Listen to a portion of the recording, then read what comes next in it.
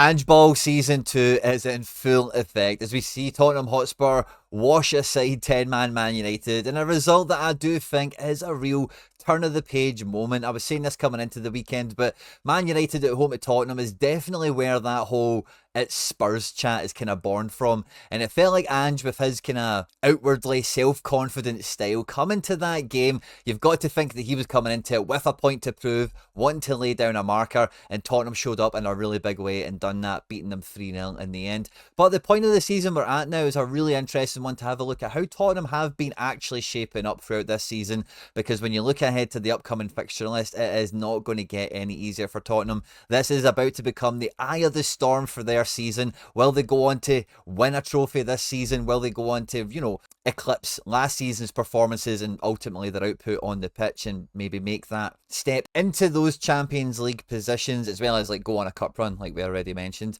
At any point in the video today, as we have a look at where Tottenham are sitting and where they could go this season, if you do laugh, you learn, you like something or whatever, please do like and subscribe to the channel for more content like this, and get into the comment section and let me know what your biggest surprise, what your biggest takeaway is from Tottenham in this opening segment of the season. And yeah, let's just get stuck straight into it. And if we start off by having a look at how Tottenham have got to this point of the season, Tottenham's transfer window I was actually really impressed with. They didn't have any key departures, and really all the incoming transfers should have only really enhanced the best 11, the main body of the squad that we would see from Tottenham on a week-in, week-out basis, especially with them having European competitions to fight on. With star transfer Dominic Solanke hopefully being the solution to helping Tottenham get into that realm of scoring 3 or 4 goals on a regular basis like we've been talking about on the channel. Because coming into this season, there was a lot of questions asked, not just of the squad but Ange as well. And if we go all the way back to the opening game of the season, that away draw to Leicester, it did at the time feel like points dropped, and I think even now in a wee bit more of the fullness of time it still feels that way. But we see Bentancur kind of anchoring the midfield here alongside Sarr and Madison, which is a bit more traditional towards what we've seen last year, with again a lot of same familiar names and faces. But once we get to the second game of the season, the 4-0 win at home to Everton, we see Kulusevski and Madison coming into the team as both of the advanced attacking midfielders, the ones that will go and support the press, fill into different pockets and really allow the space for the inverted fullback thing to kind of happen. Away from Tottenham, we see that kind of reversion back to the kind of Sarr Bissouma profile of trying to be a bit more safe in possession and having guys that can actively go back and try and turn over the ball. When we look at the North London derby, again at home, we're seeing this nice duality come out of Tottenham's midfield, where if it is home or away, they've got a slightly different makeup, a slightly different plan of attack for the match itself, and that's echoed again in the Brentford match. And then there's a little bit of the script getting flipped up a little bit here. At home at Qarabag is also a slightly different proposition to the Premier League opponents that they've had so far.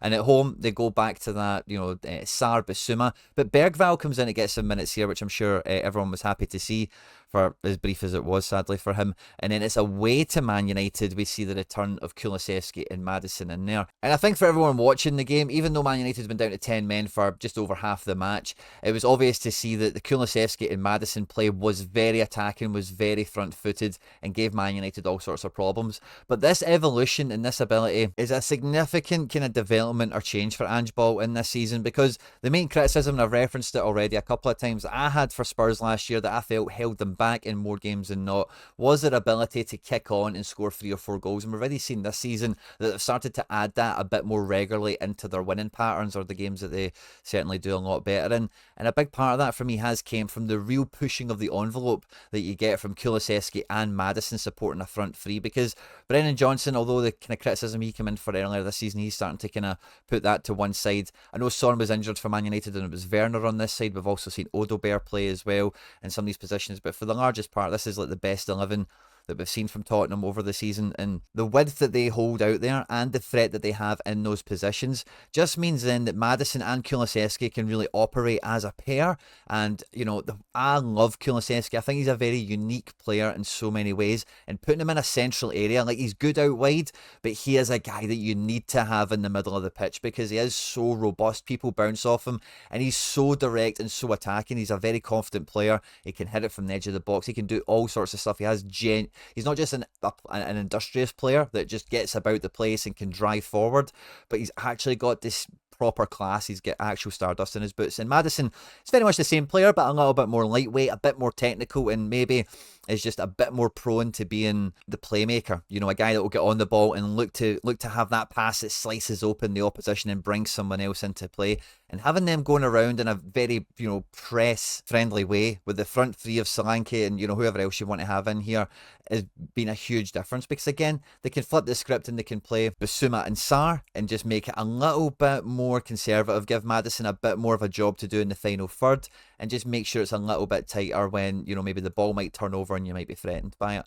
But I must say, and I was very critical of him last season, and I did say his days are numbered at Tottenham under Ange, but, you know, the Man United game and in this new dynamic of midfield, Bentancur is a fantastic like anchor player in the middle here, because the thing that's fantastic about Bentancur is he's very good under pressure, he's very good in tight spaces, and his technique of pass and his decision making and his pass selection, if you want to call it that, is up there with the very best in Europe. He is a top-end operator, no doubt about it. But the main thing that does hold him back for me is his mobility and really a bit of his defensive credentials. But being in this position here where he's got Madison and Kulusevski, and these guys, normally under Ange Ball, you have like the midfielders will form a triangle with like the inverted fullback, and you know maybe they hold the width a bit more sometimes. We see this at Celtic even a little bit now. And they'll have a triangle over this side, and then over this side, the other midfielder would do something similar. And it's designed to kind of stretch and move the midfield for the opposition into weird positions and let these guys really just operate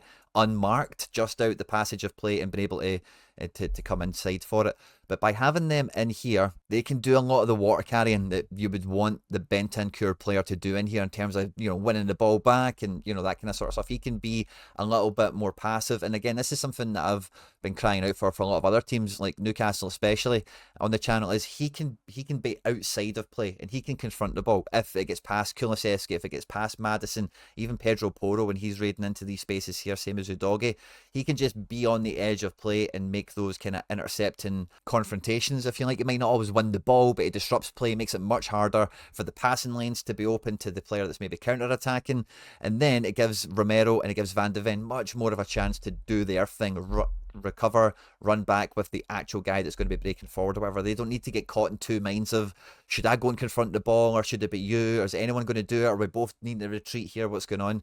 And, you know, so I think it gives him a nice place in the kind of defensive side of it.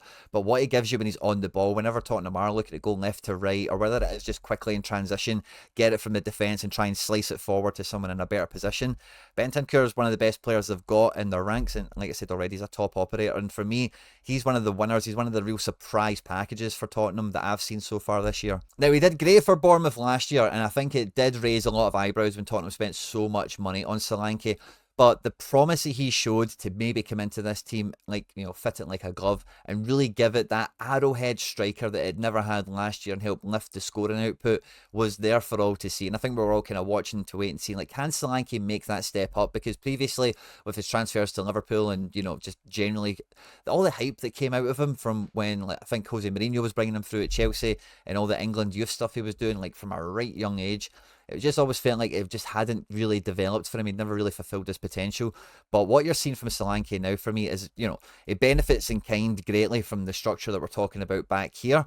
But he is just bought in entirely to this system, to this shape. And watching him against Man United, you really did see a centre forward that wanted it, that wanted to be playing for the shirt, really wanted to see their team do well, and was playing all the way to the end to make sure that he got on the score sheet, that he influenced the match himself. And this couldn't have been in more stark contrast to Man United strikers. And again, I know they were down at 10 men, which is why I don't really want to lay Man United against this, because when you look at the in-game statistics for it, you can see that Tottenham crushed Man U in this one. The amount of successful actions for our players all across the pitch here for Tottenham just showed you in every 50-50, in every encounter, whether it was an open passage of play or a set piece or anything like that, that Tottenham were just getting the other side of Man United far too often.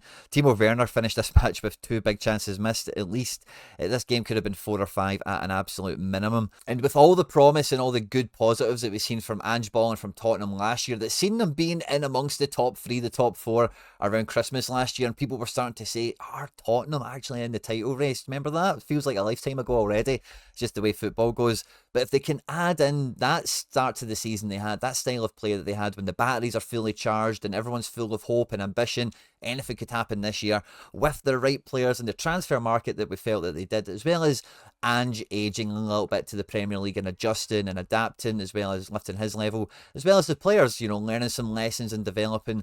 I had Tottenham down in my Premier League predictions as being 8th. Now, I did get a bit carried away, I think, with the transfer business of West Ham and Brighton. Now, I do think Brighton will still have a pretty good year, but West Ham, I do think they're maybe not going to deliver on the promise. But even if a terrible situation did fall Tottenham in the league and they did kind of fall into that 6th to 8th kind of bracket, which I think they're playing as if they should be above that, which is why I'm saying this at the moment, the cup runs might take precedence for them towards the back end of the season. And for how tight the Premier League is going to be this year for me, like, it is going to be decided, the final places, like, all the way to the last day of the season. So Tottenham might just shift their gaze if they do get to a semi, to a couple of semis, or even to a final at different points throughout the season in different competitions. And maybe still that the squad is a bit thin on quality. As much as Spence, and we've mentioned Sarr and Basuma already in this video, we see Dragoson's played, and in the front areas, like, they actually do have really good cover, basically 2 to a man.